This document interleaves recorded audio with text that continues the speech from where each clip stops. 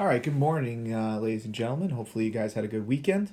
I guess currently, right now, I would be or I am at Founders Hollow, although I'm recording this in my office Friday afternoon after our class. But nonetheless, just a few things left to discuss here in section 4 as we look to wrap up with chapter 4 and the Gilded, uh, Gilded Age and Progressive Reform. Yesterday, we looked at two prominent African Americans, Booker T. Washington and W.E.B. Du Bois, or Dubois.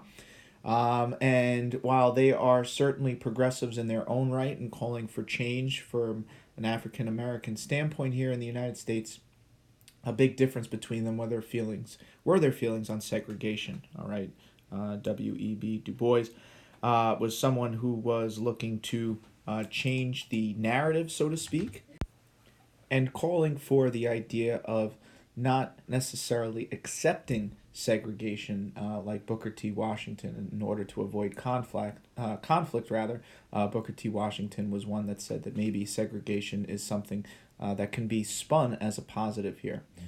But during the early latter half of the 19th century and into the 20th century, as we left off with talking about yesterday, lynching became a major concern and a huge issue throughout the United States, specifically in the South. All right, lynching was the intentional use of murder. All right, lynch mobs. Okay, which predominantly targeted African Americans. Okay, and the lynching came about especially because of the economic frustrations of Southerners after the Civil War, with more people in the workplace because slaves were freed. Okay, many white Southerners felt as though that it was culturally acceptable to take their frustrations out on those who could be limiting their ability to make money. All right, so that's when lynching became a more common practice. Close to 5,000 people are noted on record of being victims of lynching. 75%, three out of every four of those people would have been African Americans. So there were some white people who were lynched, certainly not to the extent of African Americans. Typically, whites would have been lynched for those, though, who were in support or looking to help African Americans. So this was a terrible cultural phenomenon that was beginning to take place, and that's why when we talk about African American women on the forefront of a progressive movement, Ida B. Wells's newspaper, the Memphis Free Speech, was essentially a newspaper where she looked to go after people who were promoting this type of behavior, and she was on the front lines of being an advocate for African Americans. She was associated and considered to be one of the founders also of the NAACP, along with W.E.B. Du Bois, and in many ways, not only arguing about the horrors of lynching, but also would try to deal with issues of prejudice against African Americans, and even more so, talking about African American women's place in society. So the big thing for Ida B. Wells, a very popular newspaper down south, even in the South, at a time when the South was practicing predominantly using segregation, and where these lynch mobs were taking place from there. It's interesting to note, though, that from a progressive movement standpoint, okay, there weren't that many politicians focused on dealing with the issues of segregation. Okay, even President Woodrow Wilson, who has his New Freedom Plan and is considered a moderate progressive, he orders segregation in federal civil service. And that actually upset a lot of people in the African American community, because one of the things Wilson did in running for president was that he did cater to the African Americans as part of his New Freedom Plan, and that's where he got a lot of his votes from. So when he became president, the fact that he was certainly a progressive that advocated for segregation did not make him all that popular within the African American community. Unfortunately, we also saw a lot of different companies and businesses taking advantage of the African American population. They did not get equal pay. We've already talked about how they didn't necessarily have equal rights in the South, Jim Crow laws, certainly ways in which pretty much extended that sentiment of discrimination and racism in the South, which obviously played a major part in shaping American culture into the 20th century. So later on this year, we'll get into the civil rights movement. We'll talk about leaders like Martin Luther King Jr. and Malcolm X who called for change. But we are seeing the earliest calls for change even after the Civil War here in the 19th and into the 20th century. But certainly the civil rights movement is going to shed light into this issue a little bit more. Another minority group that made up a significant portion of the United States' population was the Mexican American population, and those who crossed over into the southwest part of the United States from Mexico. By 1900, over 500,000 Mexican Americans had claimed residency in the United States. Okay, and especially in the southwestern part of the United States, places like, or what is to become Arizona, New Mexico, and obviously California as well. Segregation was a big thing there as well. So these little small towns, all right, also known as Mexican American cities, barrios here, would essentially advocate for segregation, okay, especially with schools, okay, places of work would also look to segregate there. Okay, and the reason why we began to see tens of thousands more at the turn of the 20th century arriving here in North America were due to the revolutions taking place in Mexico. What became known as a series of wars known as the Mexican Revolution, or even the Mexican Civil War, lasted from 1910 to 1920, and a lot of government upheaval and calling for change, especially due to the thousands of people there in Mexico that were dying of starvation due to widespread famine, something we talked about last year with the Irish and the Irish potato famine here. We began to see many seeking asylum and considered to be essentially refugees here in the 20th century. So 90% of those who crossed over the border to come and reside here in the United States, okay, and from there essentially continue to push into other parts of the United States. Many Mexican Americans were willing to work for below, your average wage or cost that you would have to pay a worker. And that created a sense of dislike amongst the white American population, because business owners may certainly be more likely out in the Southwest to hire someone who was willing to work for below minimum wage, so to speak, although minimum wage wasn't around back then. I mentioned before, segregation comes in terms with these barrios here. All right, so we do see a lot of Mexican American cities, and the largest by far here in the United States in the 20th century was Los Angeles. All right, LA. The word barrio in Spanish essentially means a living quarter or neighborhood. All right, and essentially what you began to see was a number of outside of large cities, but certainly special places. Isolated areas, in some ways segregated not by demand, but more so choice. So areas like Spanish Harlem, okay, would be considered a smaller barrio in comparison to a city like Los Angeles here. So in many ways, this became a challenge to another minority group here in the United States. And two, that pushback, that nativist movement, the idea that America was for Americans, is something that seeps into again, American culture here in the early 20th century. And finally, one of the biggest minority groups here in the United States that saw a tremendous amount of discrimination at the latter half of the 19th century and then obviously into the 20th century is the Asian American population. Now, we've already spoken about the Chinese Exclusion Act, all right, which essentially was a means of preventing Chinese males from coming here and families coming here to the United States. But we also begin to see that happening with Japan, specifically on the west coast of the United States in California. Okay, many Japanese immigrants who were arriving here in the United States were coming to help out with a number of areas, but in particular farming. Okay, I have here in the notes, they helped to make dry land more profitable, and their experience in dealing with different ways to farm in Japan, things like terrace farming, And something that was a huge big help was the ability for the Japanese to harvest rain and bringing it into areas uh, that were needed for farming in the Spanish Southwest or the southwestern part of the United States. So these were big things that were happening, and here on the West Coast, we did see a large number of things that were harvested and being fruits and different vegetables.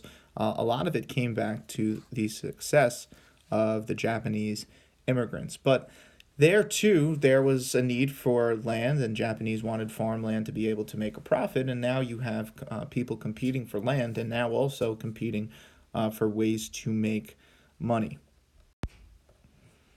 So during Teddy Roosevelt's presidency, there was a major American crisis on our hands. All right, not only discrimination towards Japanese immigrants, but a tremendous amount of prejudice. Okay, and just like African Americans, just like Mexican Americans, many white Americans felt as though that the United States was strictly for Americans, and we even see a lot of those things that are talked about in the news today. All right, and people even still today feeling that way, and unfortunately plays a major part in our society. So what began to happen out west is that a number of Americans began to put a lot of pressure on their local governments, and therefore put a lot of pressure on the federal government. And Teddy Roosevelt, looking at the situation, especially when unions were involved, all right, unions organized to help workers out west and even back east, but more so here dealing with the Japanese immigrants, were asking Teddy Roosevelt to reach out on their behalf and try to figure out a way in which these Japanese immigrants would not compete for jobs. Okay, and what we began to see was Teddy Roosevelt reach what was known as the Gentleman's Agreement.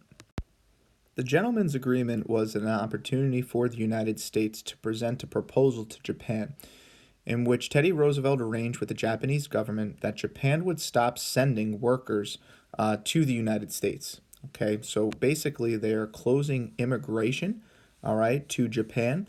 The only people that were allowed to come here for an extent of certain period of time were Japanese women, all right, and the only reason they were allowed to come was if their husbands, all right, had already been here, and that there was proof of them being residents here in the United States. So this agreement, which is definitely a little bit of a head scratcher here, that a foreign government would agree to this, to say the least, did take place here in 1907 at a time when we're seeing a progressive president, all right, calling for reform, calling for change.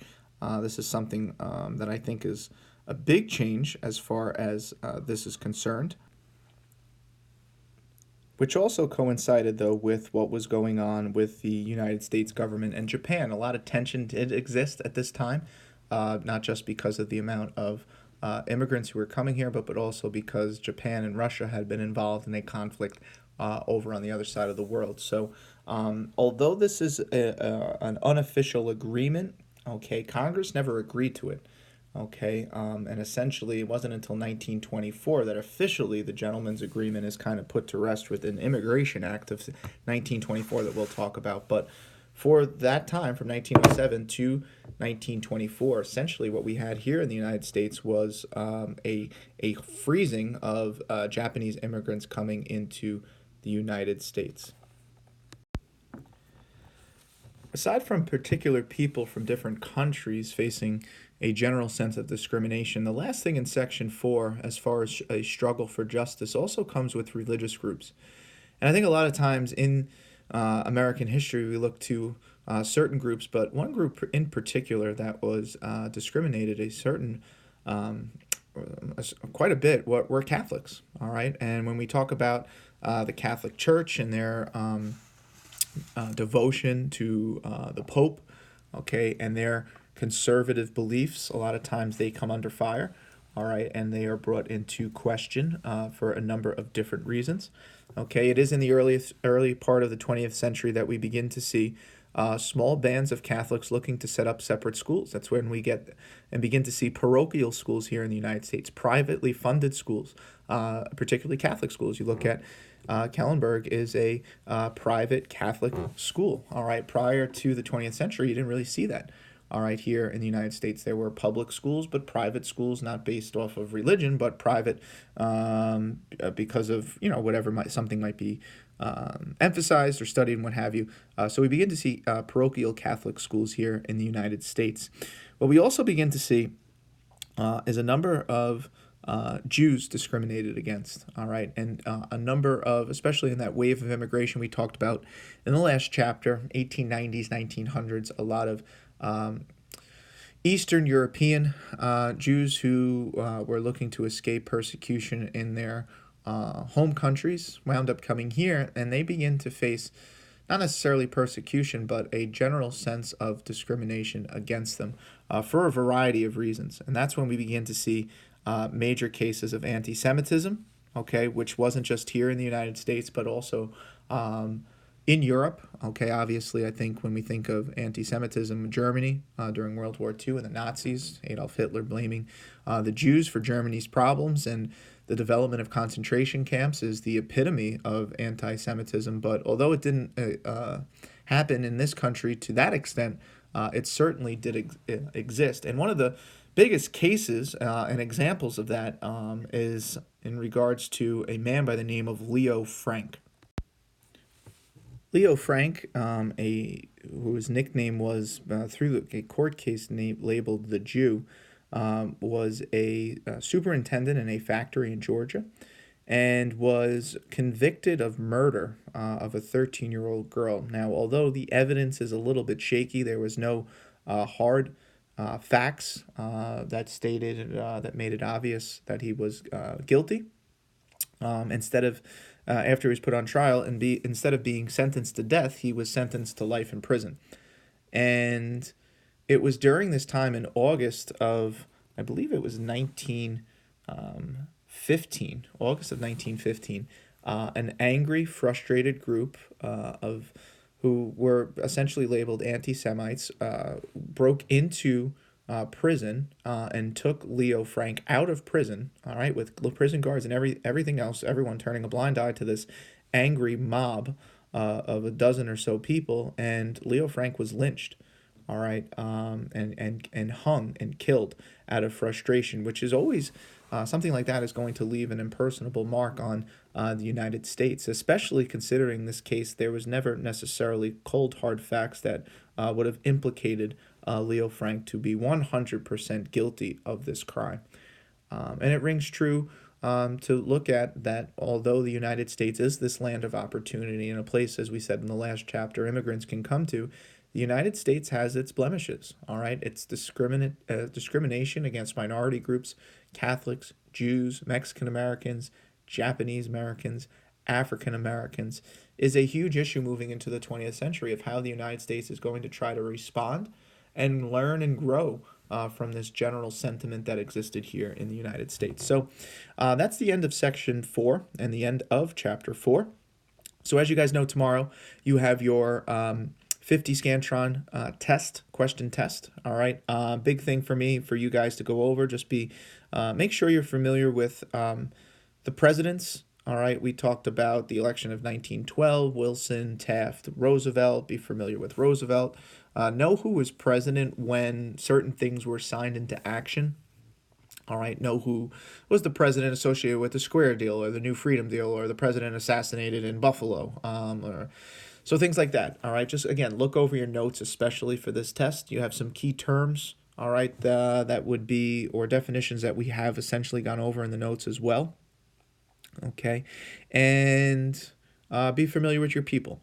All right, look through the notes, anything that you think is someone that we spoke about, there's a good chance there'll be a person matching column on a 50 Scantron test. So if you have any questions, feel free to email me. I do have Wi-Fi up at Founders Hollow. I'll try to check my emails Monday night. But if I don't hear from you, best of luck on your test. All right, I won't be here Tuesday morning, tomorrow morning that is, for extra help. So please make sure that you're putting in ample time. And again, study your notes. All right. There should be a school assignment for you to work on as the end of chapter 4. Okay. Good review questions. And obviously, I'll see you guys on Wednesday. All right. We'll look to start a new chapter, and we'll be going over your trimester review sheets on Wednesday. All right. Have an excellent day. And as always, make sure you say thank you to the sub. Take care.